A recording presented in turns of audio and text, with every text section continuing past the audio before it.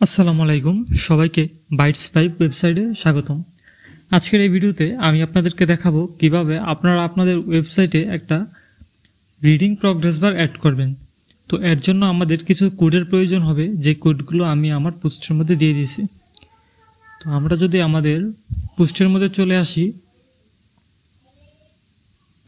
এবং একটু নিচে স্ক্রল করি, তাহলে আমরা রিডিং প্রগ্রেস বারটা দেখতে পাবো।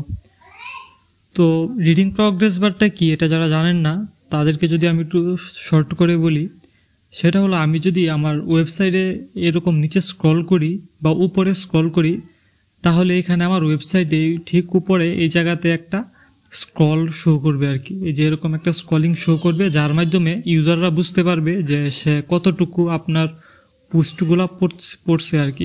তো এটা ইউজ করলে কি হয়, আপনার একটা ব্র্যান্ডের মতো একটা পরিচিতি পায় এবং একটা প্রফেশনালিজম আসে আর কি আপনার ওয়েবসাইটে। তো এটা কিভাবে অ্যাড করবেন, এটা অ্যাড করার জন্য এখানে আমার কিছু কোড প্রয়োজন আছে। তো আমি যদি একটু নিচে চলে আসি, প্রথম হচ্ছে আমাদের সিএসএস কোড অ্যাড করা লাগবে। তো সিএসএস কোডগুলো অ্যাড করার জন্য আমাদের এগুলো বি স্ক্রিনের উপরে পেস্ট করা লাগবে। তো আমি আমার বি স্ক্রিন লেখাটা কপি করে নিলাম। এরপর আমি ব্লগার ড্যাশবোর্ডে চলে আসব। ব্লগার ড্যাশবোর্ড থেকে এডিট এইচটিএমএল এ চলে আসব। এডিট এইচটিএমএল এ এসে আমি যদি এটা এখন সার্চ করি বি স্ক্রিন লিখে, তো এই যে আমি ক্লোজিং বি স্ক্রিন যেটা আর কি, তো এটা চলে আসছে। এখন নিচ থেকে আমি যেই আপনার সিএসএস ফাইলটা আছে, সিএসএস ফাইলটা আমি কপি করে নিলাম। সিএসএসটা আমি কপি করে নিছি। কপি করে নেওয়ার পর আমি বি স্ক্রিনের উপরে এটা আমি পেস্ট করে দিলাম। পেস্ট করে দেওয়ার পর এটা আমি সেভ করে দিলাম। এরপর হচ্ছে আমাদের জাভাস্ক্রিপ্ট অ্যাড করা লাগবে। তো জাভাস্ক্রিপ্ট আমাদের ক্লোজিং বডি ট্যাগের উপর অ্যাড করা লাগবে। তো আমি আবারও ক্লোজিং বডি ট্যাগ লিখে সার্চ করব, বা সার্চ না করে আপনারা যেটা করতে পারেন, এটা হচ্ছে একদম ব্লগারের একদম শেষে থাকে। তো আপনারা এটা স্ক্রল করে একবারে শেষেও চলে যেতে পারেন। তো আমি সবার শেষে চলে যাচ্ছি স্ক্রল করে। এই যে আমার ক্লোজিং বডি ট্যাগ পেয়ে গেছি। এটা ঠিক উপরে আমি এই জাভাস্ক্রিপ্ট ফাইলটা অ্যাড করে দিলাম। সরি, জাভাস্ক্রিপ্ট ফাইল এখনও কপি করিনি। তো আমি জাভাস্ক্রিপ্ট ফাইলটা কপি করে ক্লোজিং বডি ট্যাগের উপরে আমি এটা পেস্ট করে দিলাম। এখন আমি এটা সেভ করে দিই।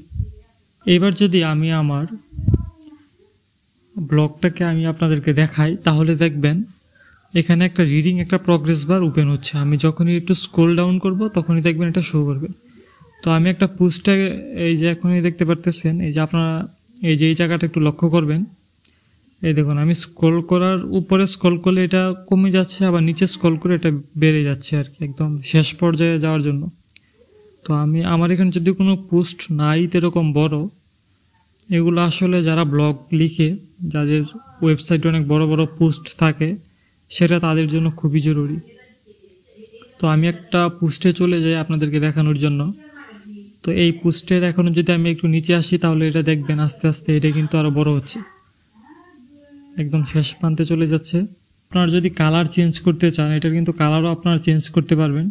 তো কালার চেঞ্জ করার জন্য এই যে এখানে দেখুন ব্যাকগ্রাউন্ড কালার লেখাই আছে, প্রথম ক্যাম্প প্রগ্রেস বার ব্যাকগ্রাউন্ড কালার। এই যে কালার অপশনটা আছে, যে কোডটা আছে, এখানে আপনারা আপনাদের নিজস্ব যে কালার কোড আছে, এই কোডটাই হ্যাশের পরে আপনারা অ্যাড করে দেবেন, তাহলে সেটার কালারটা চেঞ্জ হয়ে যাবে। তো এইভাবে আপনারা আপনাদের ওয়েবসাইটে একটি কাস্টম রিডিং প্রগ্রেস বার অ্যাড করবেন এবং আপনার ওয়েবসাইটকে আরও একটা প্রফেশনাল একটা লুক দিতে পারবেন। ধন্যবাদ সবাইকে। আর যদি কোনো সমস্যা থাকে অবশ্যই সেটা কমেন্ট করে জানাবেন।